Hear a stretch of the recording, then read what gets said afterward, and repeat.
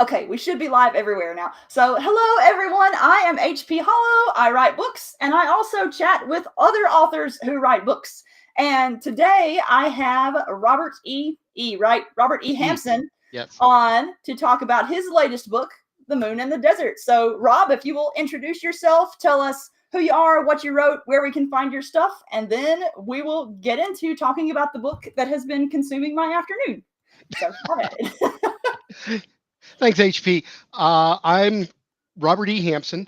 Rob Hampson, to most of the folks that know me. Some folks even have been known to call me Speaker, which is short for Speaker to Lab Animals, because I am a laboratory research scientist, also clinical research scientist in the neurosciences. I study the brain, figure out whether we have one or not, which is always a challenge to figure out. Yes, but I also write military science fiction. I have a number of short stories out in collections with the Chris Kennedy Publishing Group and Bain Books, quite a few short stories. You'll see some of my titles behind me.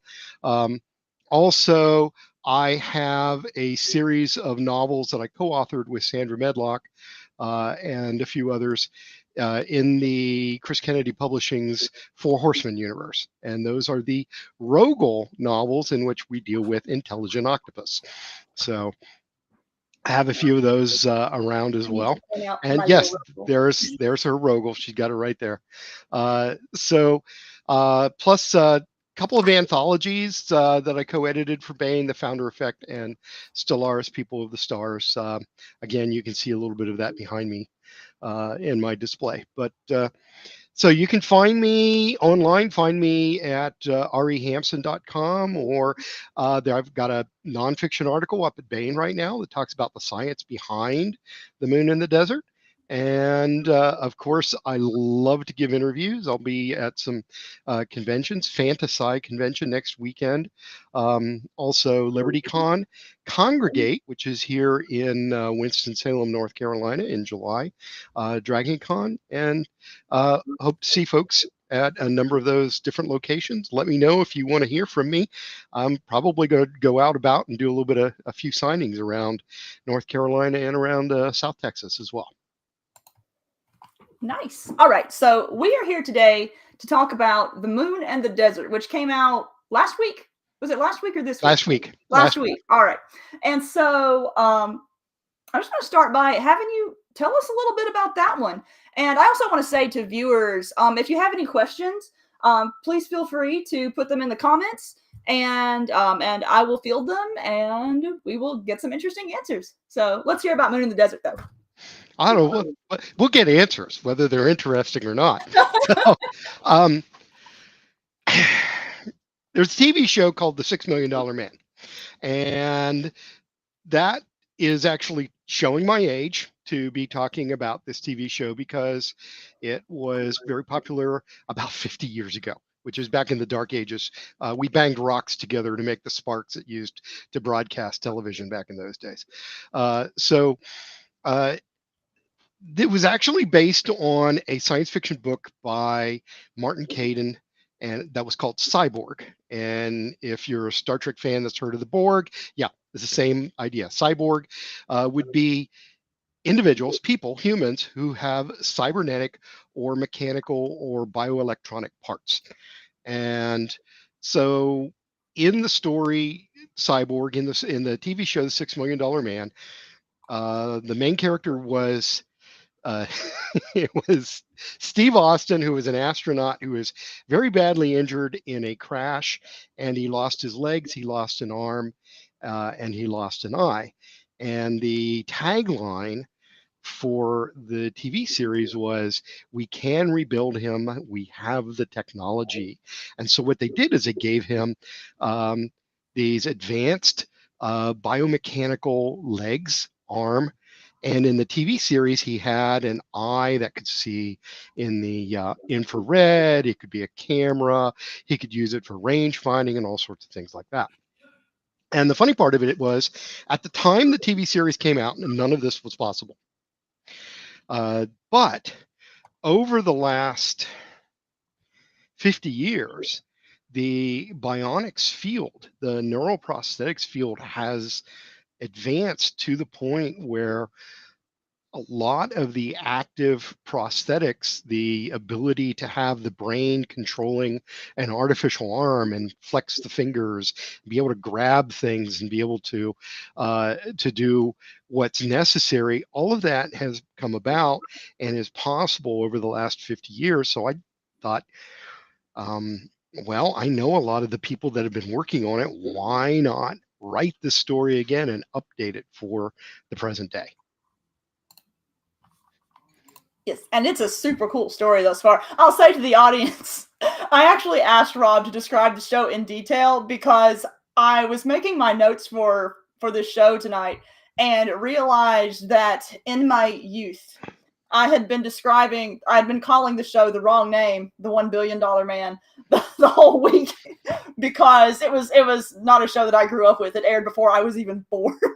And so, talking about generational differences, I also, every time I read someone say Steve Austin was in it, I was picturing Stone Cold Steve Austin. And so, I was picturing a very different show than actually aired. But thank you for the description. And just for the audience, if I say the $1 billion man, I actually mean $6 million. We'll know who you mean. But, oh, hey, Martin. Martin says, hey, we're not old, we're experienced. All right. So, one interesting thing about your career in general is that the show, The $6 Million Man, actually had effects on your career more so than just inspiring you to write this novel. And because I was going through your author bios and looking at all the neat stuff. But my first question, if you actually, do you want to do the reading first, or do you want to get to? No, I think these are good lead ups to it. So. Okay, yeah. So I was curious. What was your personal path to seeing the science fiction depicted in The $6 Million Man? What path did you take to follow that to go into a career that would allow you to realize that science fiction? Because I mean, you've gone into all the careers necessary for it. How many PhDs do you have? Just one. Just one? Really? For some reason, I had it in my head that you had like 9. You're just that brilliant. No, there's just 9 different fields within it. Okay, there we go. There we go. That's where my mistake was happening. Anyway, you're brilliant enough to have 9. But yeah, I was curious to know, like, what'd you do to get to all those places and learn about all this technology? Well, so I got to do this. I got to take us back and spin the Wayback Machine so we can go back to 1974. 1973. 1973, in fact, 50 years before the book was released on March 7th of 2023. On March 7th of 1973, the first TV movie, The $6 Million Man, aired. And at that time, this entire field of bionics didn't exist. It actually dates back to the late 50s and early 60s with some engineers working with the Air Force who were trying to figure out what's the best way to build machines and that would operate in space and to enable the astronauts to operate in space. And so they came up with these ideas. One of which was called bionic, which meant lifelike, and it was to try to take things like how flower petals unfold in the sun and use it for unfolding solar arrays on a satellite, and figure out different ways for an astronaut to exist and function in space. And there was at least one group that said, the only way they're going to do that is if we augment them with some extra mechanical and electronic capabilities, which is where the original cyborg concepts come from. So the concepts were there, but the reality of the science was not there. In the mid 1970s, prosthetic research meant making the right alloy for the pins and the plates that were used to put a really badly broken bone back together, or the very early science of hip replacements and knee replacements and the like. So the field didn't exist. The thing about it is, I didn't know that. I mean, I was a teen when $6 Million Man aired, and I was going to college. I I started college in 1976 and went off to graduate school in 79. And I said, I'm going to study bionics. And I didn't realize field didn't exist. And so I found a lab that was doing prosthetics research, only to find that, as I said, it was all about um, the alloys that are being used for these uh, medical implants, so something that wouldn't react and wouldn't break down. And I kind of got a little disappointed and started doing some other research. I had the thought in my mind I wanted to go to medical school, and I was kind of smart that that's not what I did. But I went into graduate school, went into research, and became very fascinated. I was recruited because I was a little bit ahead of my time with computer science. I was recruited into a laboratory that was doing memory research because I needed somebody who could handle the computer work. And at the same time, I learned all of the science about it and figured out better ways to apply the computer work. And that got me fascinated with memory. And so I started studying memory and I stuck with memory and I really, really enjoyed it. It's been my career and I've been at it for 40 years now. But in 2019, I was part of a DARPA project that was studying memory. And DARPA had all of their scientists who were working on these prosthetics and neural implants and all of the brain stuff come together in one meeting. And at the meeting was a guy who had one of these um, bionic arms. This was a fellow who had lost his arm to cancer. And so the bone of the upper arm was fused with a titanium rod. And from that rod, they hung a fully articulated bionic arm. He can move his elbow, he can move his wrist, he can move his fingers. And I looked around at that time and I go, oh my goodness, the field of bionics is here. And these people in this room, they're the ones who created it. And yeah, I got to hang out in the periphery a little bit. So it was really quite neat. And so the $6 Million Man TV show had a lot to do with the research that I and the career that I followed. That's one of the things I enjoy hearing about most from sci-fi authors. What fiction inspired them to either go into writing sci-fi or to realize the sci-fi they read about. And so it's just that overlap is just super cool to hear about. Let's see here. Do you think now's a good time to go into your reading? Yeah, I think so. All right. I think Well, so. let's set us up All and right. I will let you have at it. Okay. So in the story, the main character is not Steve Austin. I didn't really feel that I could um, utilize all of that property. I've referred to it a few times without actually using any of the names or making any explicit references. It's but my character's name is Glenn Armstrong Shepard, and yes, that is a shout out to astronauts. In the story, Glenn was born in 1999 on the anniversary of the Apollo landing. And Glenn was a family name, and of course the surname was Shepard. And because he was born on the anniversary of the landing, his father decided he needed to have Armstrong as a middle name. After all, as it turned out, he had three astronaut names. So um, Glenn is a doctor. He's an astronaut by virtue of the fact that he's a flight surgeon and he's working for the Space Force. And he's an astronaut, and he's in training for a mission to Mars in around about 2040 is when this is supposed to take place. And they're on the moon testing some of their equipment that can't be tested on Earth because it's designed for Mars atmosphere and Mars gravity is too delicate for Earth. But some of the things that have to be done on the moon in order to simulate what they're going to do because they don't have any atmosphere to work with um, involves some very volatile fuels. And the Glenn is the doctor who's monitoring everything that's going on in the test, and the test vehicle crashes. And Glenn is not in it. This is a difference from $6 Million Man, but he sees that the pilot is trapped and he is in danger. And Glenn is the sort of person who runs toward danger. It's a problem for him, by the way, because what happens is he gets the pilot out, but he gets very badly burned and blown up in the process.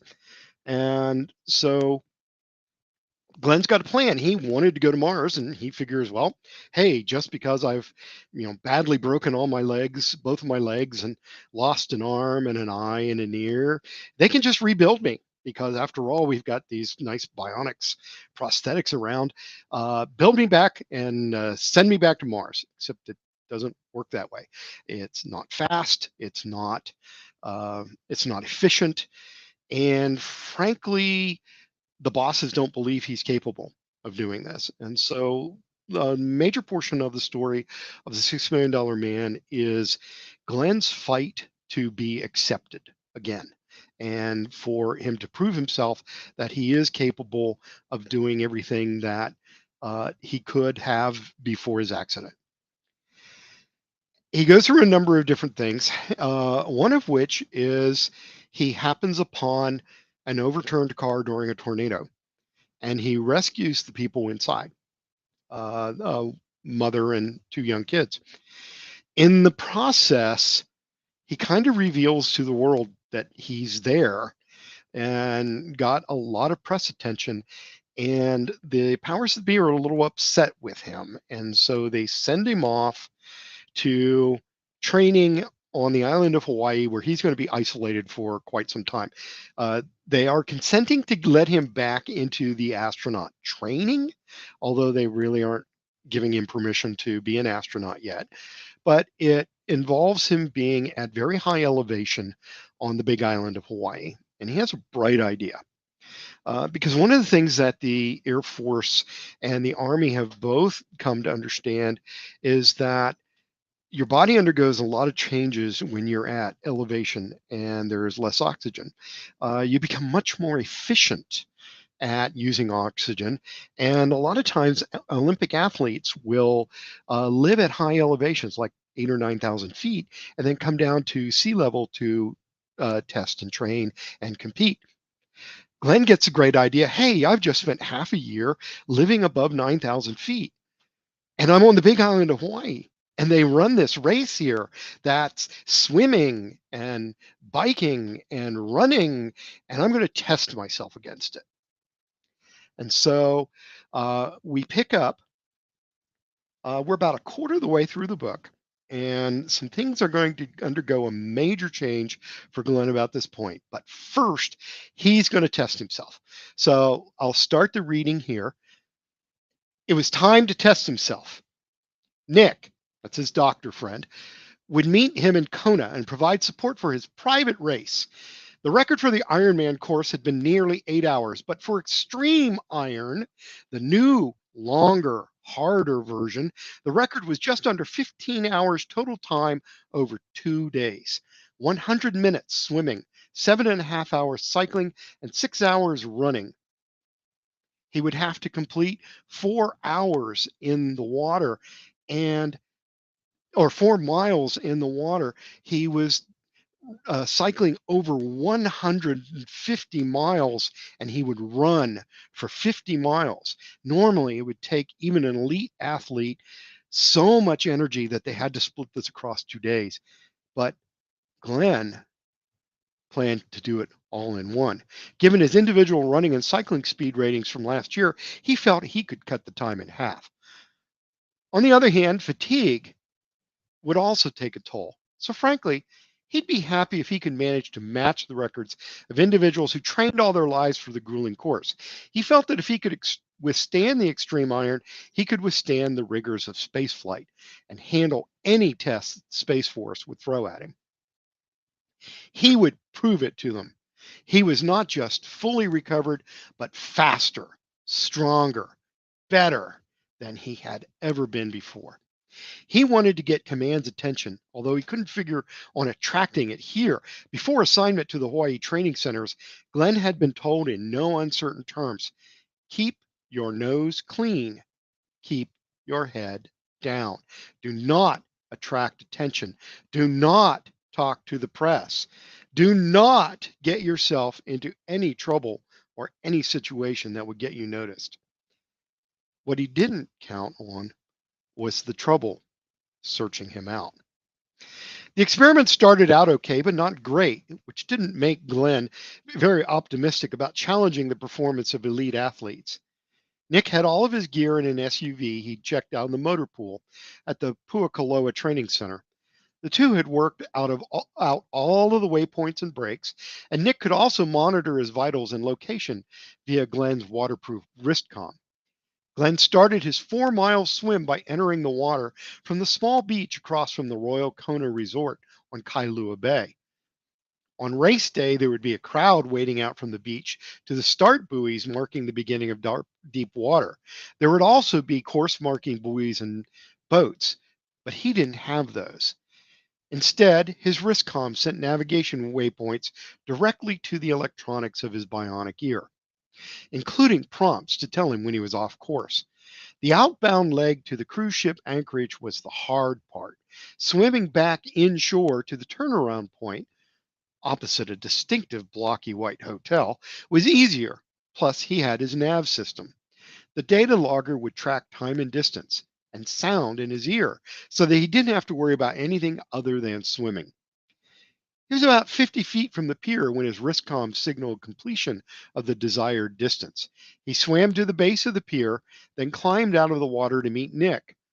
Unlike a standard triathlon in which athletes wore the same clothing for all phases, changing only their shoes, extreme iron phases were timed separately. Thus, athletes had time to change into comfortable and appropriate clothing for each phase. Glenn climbed into the back of the military utility vehicle and quickly changed clothes for the next phase. What was your time? Nick asked from the front seat. 2 hours, 23 minutes. Lousy time, Glenn grunted. Uh huh. And how long has it been since you swam? I know there's no pools up on the mountain, Captain Dumbass. Yeah, you have a point, Nick. Okay, I'll see you in a few hours. I'll see you in a few minutes, Nick said. I'll be right behind you the whole way. Little did the two of them realize that someone else was watching and would also be right behind. Jennifer Butler was on vacation, one that had been forced on her by her editor and publisher. She was a journalist who had specialized in interviews and human interest stories, sometimes with an investigative edge. Her news outlet had been doing a special feature on community heroes, and she'd been assigned to write about a council leader responsible for reducing crime, increasing high school graduation rates, and bringing jobs to a depressed area of Richmond, Virginia. The profile was going great until she discovered that the subject of her story was maintaining 2 residences, complete with 2 wives and 2 sets of kids, and not enough income to account for all of his expenses. It turned out that he was receiving payoffs to underreport crimes and overreport the number of jobs. When she presented the story to her editor, she was told to keep it quiet until he could figure out how to handle the bombshell. To his credit, the editor pulled the profile from the special issue they'd been putting together and convinced the publisher to move the story of corruption and scandal to a high profile and publish as his own special report. The target of her story did not take the revelation well. He shouted his defiance even as he was being hauled off to jail. Soon after, Jen started receiving death threats, most likely from the criminals ultimately behind the corruption. Her publisher assured her that she still had a job as well as paid leave, but suggested she take a long vacation out of town, out of state, and off the US mainland. But as a journalist, Jen's curiosity was piqued when she noticed not one or possibly 2 blacked out SUVs repeatedly passing below her vantage point. She was overlooking the water sports rental area at the base of the Kailua Pier, sitting at one of the many pubs and restaurants with a second floor open air dining room that looked out onto Ali'i Drive along the Kona waterfront. She was engaged in her favorite pastime of people watching. The usual, tourists in loose-fitting flower print Hawaiian shirts and blouses, hotel and restaurant employees in tailored, muted Hawaiian prints, and locals in shorts and various types of t-shirts. She saw, okay, um, sorry, lost my track. Her attention was caught by a man walking out of the water onto a small patch of sand at the base of the pier. He walked over to a tan-colored vehicle with military plates. He climbed into the back and emerged a few minutes later wearing cycling gear, took a bicycle out of the truck bed, and started to pedal north up the road. This man didn't look like either a tourist or a local. He looked familiar, and he walked funny when he first got out of the water. He reached down and placed his hands on each side of his right thigh and seemed to squeeze. It looked like a small squirt of water came out in response. Then he did the same with his left leg and seemed to walk more easily. Prosthetics? Would someone go swimming with prosthetic legs? She'd bought binoculars for whale watching before she'd learned it was the wrong season. It was not on the best island for it. But the binocs were in her backpack, so she pulled them out and turned to focus on the intersection behind her. There he was, making the turn onto Kuakini for the first loop. She'd interviewed a lawyer last year who was an avid triathlete and had even competed in the extreme iron competition. She'd learned a lot about the route, and he was following the route. He was making the turn north onto Kuakini for the first loop. The tan SUV pulled out and followed right behind him. He was making good time, almost as fast as the cars. How fast was he going? It took about 5 minutes for the cyclist to return and turn south. It should have taken much longer than that. A car turning at the intersection honked at another that pulled out in front of it. That triggered a memory. There had been some sort of car accident, and a picture of a man holding a car one-handed as he lowered it back to the ground. Glenn Shepard. What was he doing on Hawaii? And why was he running the extreme iron course?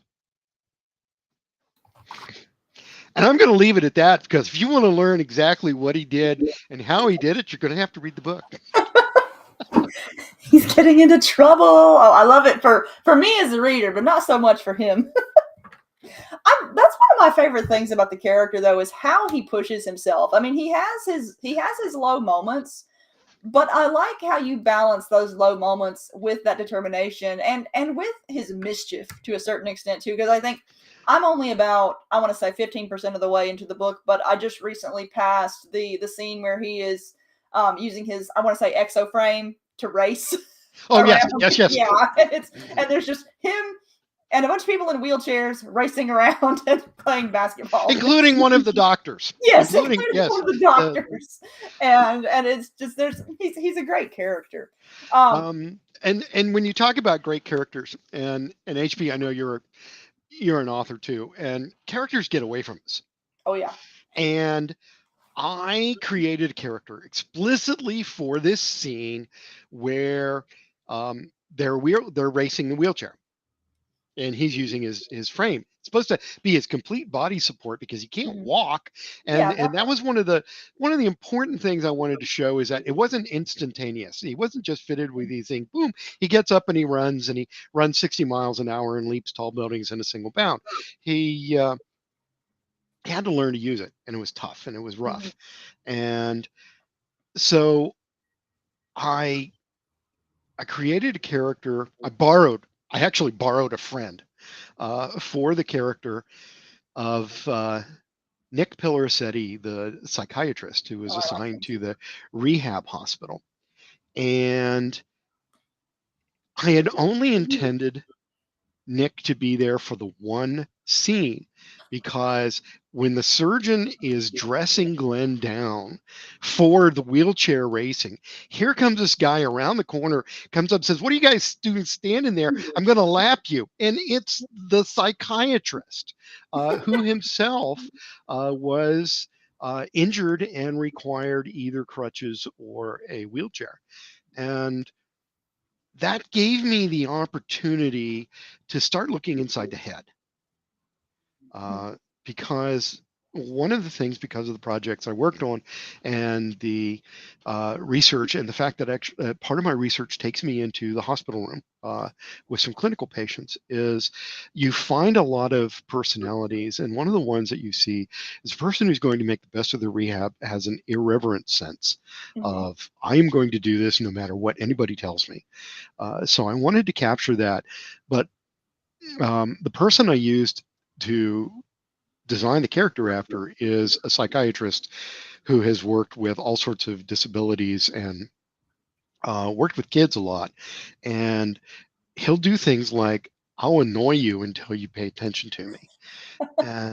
And I'll get you to, you say you're going to give up. Well, I'm not going to leave this room until I make you laugh, and things of that sort. And much to my surprise, the character I was writing decided they didn't want to just be a bit part, Of and course. ended up being the major supporting actor in this entire role. Um, I've been asked if I were to cast this as a movie, who would I have in what role, and I'm really vague about all the different characters about who I would cast, but I know for certain that I would cast Kevin Hart as the as the Yes. as the psychiatrist. I think that's I can that's the type absolutely of see character. that. That's the type of character I want for that. And Dr. Nick became a major character and a major role throughout this as Glenn's confidant, and the one person who probably understands him better than anyone else. He's definitely one of my favorite characters thus far. I think he's only appeared in maybe 2 or 3 scenes in what I've read at this You will point, but see him much, much more. he's such a warm, encouraging presence for Yeah, Glenn going through this really hard time, and he's very much a tough love kind of character, but there's a lot of tough and a lot of love in how he treats his career, and he's a very important type of character in that kind of harsh setting, and that actually leads me into one of my next questions. One of my favorite things about the novel thus far is how very focused it is on not just the technological aspect of bionics, but the mental and physical therapy involved in getting Glenn accustomed to his modified body. It's very much not a Hollywood style "he's instantly yep, powerful" story. And the thing this is though, therapy is generally it's less exciting than sci-fi. And yep. and when it is exciting, it's only exciting for the person doing it, and even then it's more painful than exciting. And so I was curious, you depict Glenn's experience of physical therapy very well. It's very engaging and you feel a lot for him in those scenes. What decisions did you make as a writer to help you depict his therapy in an interesting way? My publisher told me that it's obvious I loved my character and I needed to be mean to him. Yes. Uh, Oh, so the there were two or three major things that I wanted to do with this story that differed from Martin Caden's original. The first is that the bionic rebuild was done to Steve Austin involuntarily. He didn't want to have this done. So one of the things that I do know from the prosthetic test that DARPA has run is that everybody involved is a volunteer. So the first thing up is that everyone had to be a volunteer. Glenn had to be a volunteer. He had to want this to be done. The second thing I wasn't particularly keen on was the fact that in the uh, book in particular and in the TV series, he was a spy. He was a secret agent, and everything about him was secret. And if there's a person running around with these type of capabilities, there's nothing going to be secret. So I wanted to deal with the idea that there were those who wanted to keep it secret and those who wanted to, uh, to talk about it, to praise him, to say, hey, this is great. And of course, that also means there would be those who vilify and call him more machine than person. Um, and and then the third thing I wanted to do had to do with his capabilities. But aside from that, I wanted to make it real. And I've talked with people who've had this done. There is a phrase here, and I'm going to go and I'm just going to read a couple paragraphs. Um, Jennifer Butler asks him, okay, what hurts? Glenn and Nick exchanged a look, and Jen worried that she may have ventured into forbidden territory. Oh, should I not ask that question? No, it's okay, Glenn answered. He looked again at Nick, who nodded in return. Frankly, Miss Butler, everything hurts. Not surprising considering the workout you did today. No, not that. Everything hurts all the time. There are times I regret doing this, but it was my idea. I had to see it through. I'm so sorry. No, don't be sorry about it. I'm a volunteer. And frankly, knowing what I know now, I'd still do it. But every step, every revision surgery takes a toll. How did you handle it? Honestly, not well. And that right there is how I decided what I wanted to do. But everything about the therapy, going through therapy, everything going through the recovery was colored by frustration. He wanted to have it done and get back to his life. Um, Things that didn't work. There were elements of his prosthetics that didn't work at first, and he was frustrated. And everybody would tell him it should work, it should work, it should work, and he'd say it doesn't work. Nothing I do works.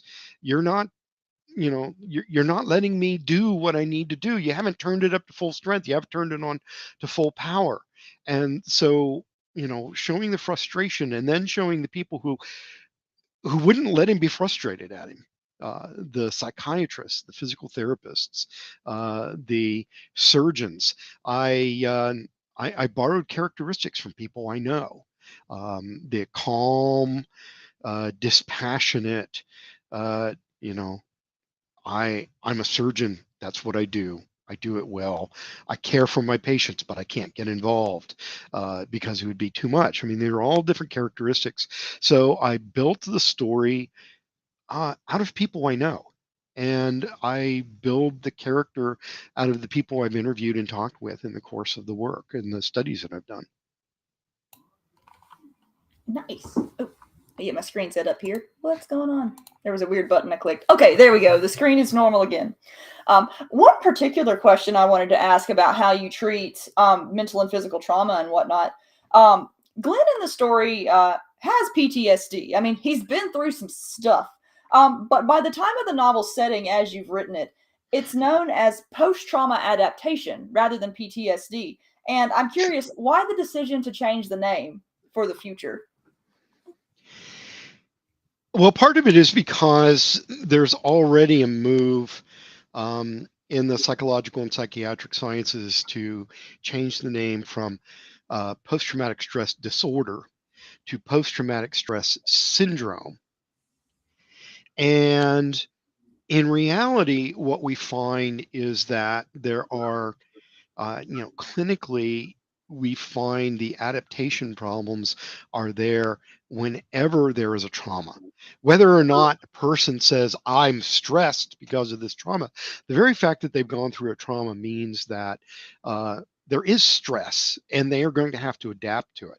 So I basically took what I have seen in my experience through the sciences, and including clinical sciences, and said, I bet that in a few years, they're going to be they've already worked to take the disorder out of it because it's stigmatizing, frankly. People who are dealing with this say it's not a disorder. I'm a normal human being, but I have this issue.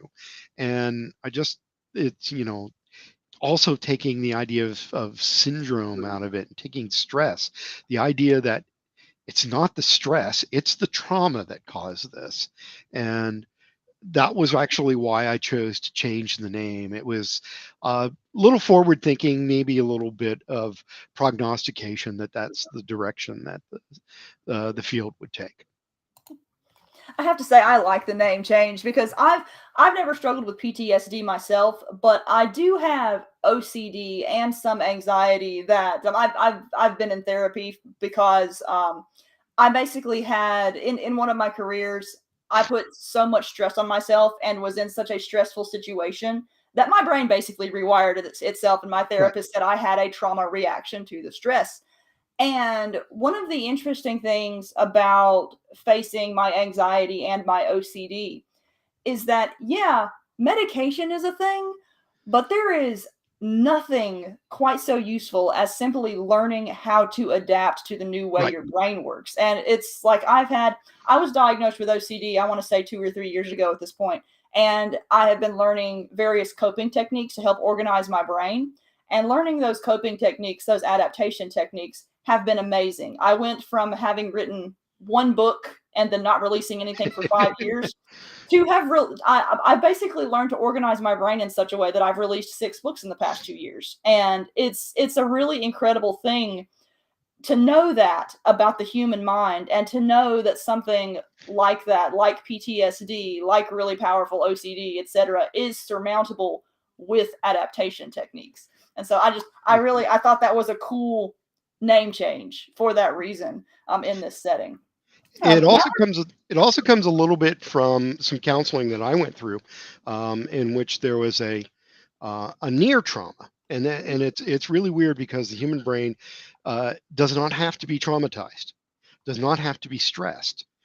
You can have something that you might have interpreted as a trauma if it had happened, mhm. and it was a near miss.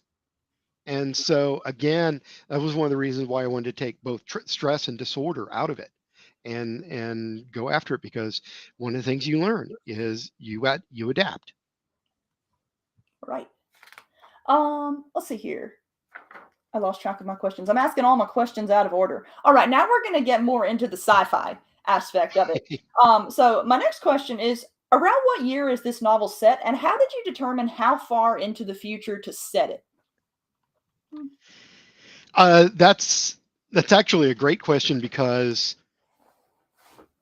I decided that Glenn wanted to go to Mars. I had to give him a goal. What is it that he wants to do? Well, he's an astronaut and he's a doctor.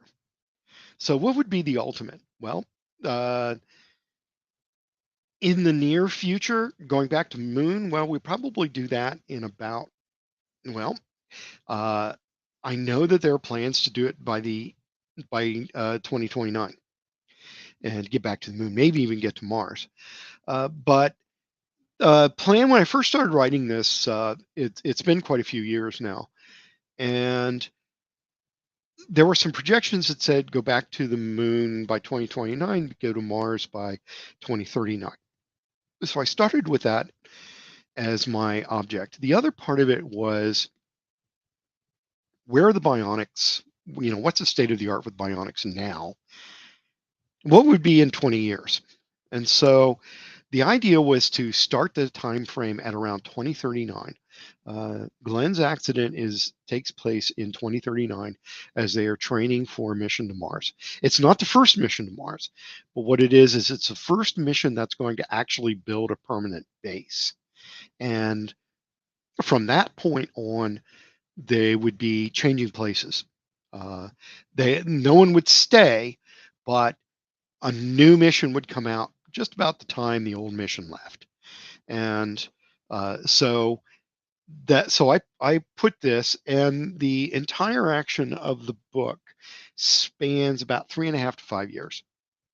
So consider it to be starting around 2039 and ending around 2043, thereabouts. In fact, I put some dates in there. Each of the chapters is led off with a tweet equivalent that we're calling chirps, and there are dates put on those to track time. Again, that's something that my publisher said, why don't you put something up there because you can tell another story with the tweets, the chirps. And that's I exactly like the what little happens. trips. And that's exactly what you'll discover as you read is that there is another story being told through the chirps. Yeah, I'm beginning to, at the point where I'm at, excuse me, my tongue got all tied. At the point where I am, I'm beginning to see some little bits of interesting hints show up, and so Yeah. I'm paying more attention to the church now. Um, how many of Glenn's modifications are possible, even if they're expensive, in the present day? Like how close are we? Well, Because he's gotten a lot of stuff done. the ARM is a logical extension of what we already have. The current state of the art is and is a prosthetic arm that can bend at the elbow, the wrist, the fingers. It's got at least 17 different articulations that it can undergo. The idea of bringing it all the way up to the shoulder and mounting it is my invention for the story. The legs, the truth of the matter is that when it comes to prosthetic legs, we don't have to put a lot of electronics into them as it stands right now. The springs and levers and the pistons do very well, as witnessed by anybody who uses the running blades like the Paralympians do.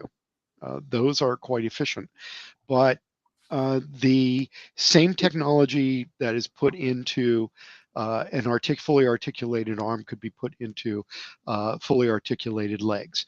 So they're a little bit further fetched than what's currently available, but they're certainly possible. Now, the ability to have touch feedback is something that the researchers have been doing over the past 5 years or so, and it is possible. That's not what's commercially available.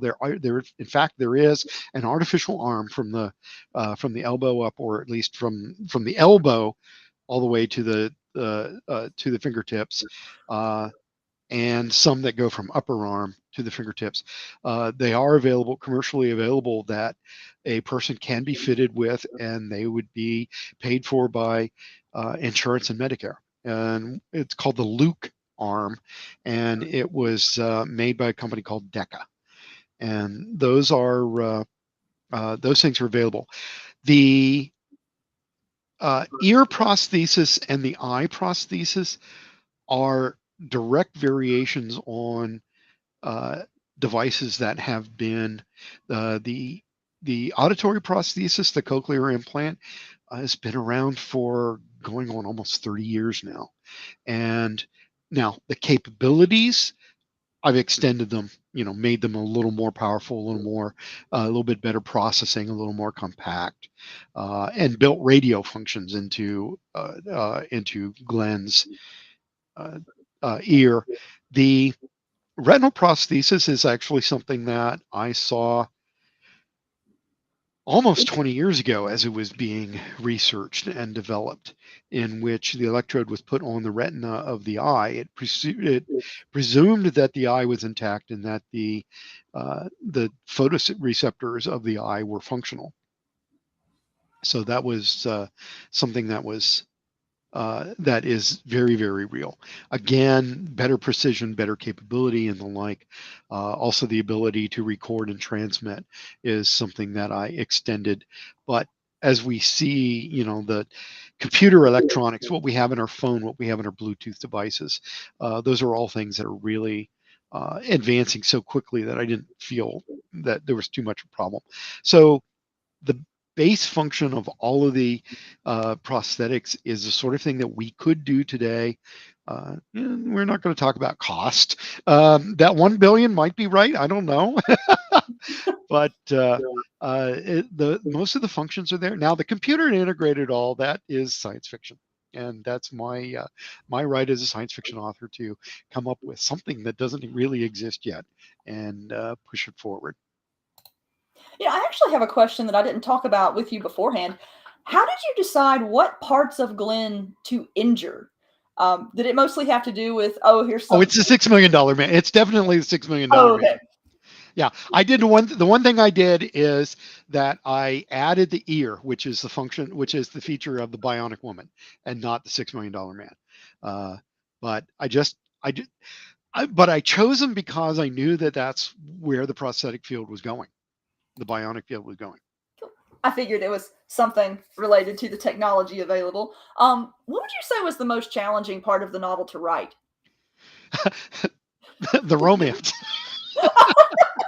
Always, it's always the romance that's tough to write. And the funny part of it is that I wrote a short story uh, with Casey Azell, and I swear if people were to try to predict which part of the story I wrote and which part of the story she wrote, they'd be wrong. And the reason is because we both wrote all of it, and I wrote several quite romantic scenes in it, and but I had trouble doing it. I was actually sending versions to my alpha readers on a regular basis, saying, "Does this work? Does this work? Does this work?" And and of course, once again, my publisher, when she sat down with me, and we spent hours going over the manuscript page by page, she says, "It's too easy. It's got to be harder." So I had to go back and really work on this a lot. Um, it was it was hard. The other aspect that was really, really hard is I had to come up with a medical mystery worthy of the book, worthy of the setting. And that took me a while. And I have been asked by at least one person, did you write this entire book just to do the punchline of what the medical mystery is? And I go, maybe. Uh, it was, I had the idea for the book before I came up with the medical mystery, but I I had to do a lot of research, and I do know how to read scientific papers, and I read clinical papers, and I read laboratory research papers, and so I did a lot of digging to come up with something that I thought would make a really good mystery for this. Cool. How much additional research did you have to do beyond what you already know from your just standard career? Uh, I did a lot of additional research. I had to research materials. Mm. Okay, what material are we building all of this from? What are we going to do for a power supply? I hand wove the power supply problem, um, and I fully admit that one. We really don't talk about the power supply. Uh, the I had I Secrets. have spreadsheets upon spreadsheets upon spreadsheets trying to figure out acceleration and g forces Mm. that and every time I thought I had it figured out, I was wrong. And I had to go back to online calculators and ask people the questions and do all of this. I used a lot of NIH library type resources that exist for uh, looking up syndromes and looking up, what happens if you get this contaminant, or what happens if you get that contaminant. Mhm. Uh, had to do a fair amount of research on the physical fitness Ah, capability, because the human body is not going to be able to tolerate one part of it uh, running at 60 miles an hour. So I had to spend a fair amount of time looking into what all of the elite athlete capabilities were, so that I could ooh. figure. And my threshold was to go at about between 15 and 25% better Mhm. was the goal. Um, which also involved talking to a lawyer who had actually run the Ironman course, Ah. and then find out. And also, there was some on the site research. I've had at least one person tell me that he went to Hawaii and he was going to retrace the steps to find out if I got them right. In which I told him, I said, good luck finding an error, because I know where every one of those places is. Uh, and when I do go back, I'm going to have to take a copy of the book and take it to the one of the net restaurants named by name. I'm going to have to say, hey, by the way, I wrote about your restaurant in Oh, this. cool. Yes, do that. But uh, so there was a lot of research, and thank goodness for the internet, because and also Google satellite images, Oh, yeah. really, really important, because I had been places and I knew what they looked like, but I wanted a description, like what's the building look like? Hmm. Where's the parking lot and stuff like that. And so, Google Maps and satellite imagery helps a lot. Cool. We got a comment from Evil Penguin that says spreadsheets upon spreadsheets upon spreadsheets sounds familiar. Yeah, well, he's a spreadsheet master. All right. We've got, let's see here. I've got two more questions. All right. We'll do the simplest one first. What's the significance of the title, or is that a secret? No, it's not a secret at all. 1973, as I said, March 7th, 1973, an ABC TV movie called The $6 Million Man aired. It was a 2-hour TV movie. And there were two more movies that were aired before the series started in 1974. But the first movie was considered to be the pilot, and it starts with the astronaut Steve Austin testing a spacecraft and crashing in the desert. And when that episode was taken and broken into two parts for the TV series, they named the episode "The Moon and the Desert," Part 1 and Part 2. And uh, in the story, in the book, in the Cyborg book, by Martin Caidin, the story ends with Steve Austin walking out of the desert, having been sent on one of these secret agent missions. But in the TV show, it was mostly supposed to refer to the fact that Steve Austin was a moon astronaut, even at a time when we had just landed on the moon, and that he crashed in the desert. Well, in the case of this book, though, when I was groping for what am I going to title it, um, the action starts on the moon, and Glenn's goal is to go to Mars. So he wants to go to the Red Desert. And so I thought The Moon in the Desert made for a really, really, really cool title that is in and of itself an homage to that very first movie and TV show. That's really cool. I like how everything sort of comes together nicely in the title itself. All right, final question. Um, there is a lot of detailed science in this novel, but it doesn't feel overwhelming at all. Like, I have zero science background, but I find myself able to follow it really easily. And so I'm curious to know what techniques you use to balance storytelling with science fiction, to keep the novel approachable to readers. Part of it starts from the fact that I've been a science advisor to a number of authors for quite some time now. I think I started around about 2006 or 2007. I started talking to certain authors, and one of the things I would do is they would say, "Well, how do you do such and such?" And I would come up with an explanation, and then I would hear back from them, and they'd say, "Well, here, how does this sound?" And they would have something for the that their character said, or a scene, and I go, well, that's not really how it goes. And go, yeah, but the guys who saying it are grunts, they're not scientists. And so I also attribute a lot of this to having taught a 4-year-old's Sunday school. And so when you have to explain things, stories of any sort, to 4-year-olds, you learn to figure out how to do an analogy. And so uh, we work with stories, and if you want to talk about how the brain works, lots of people use computer analogies and electronics. Um, and funny part is that sometimes plumbing and hydrology and how water and fluids work sometimes works better. I've been known to say that your brain is not a computer, it's steampunk, because it's all about steam and water pressure and lightning and valves and clockwork and the like.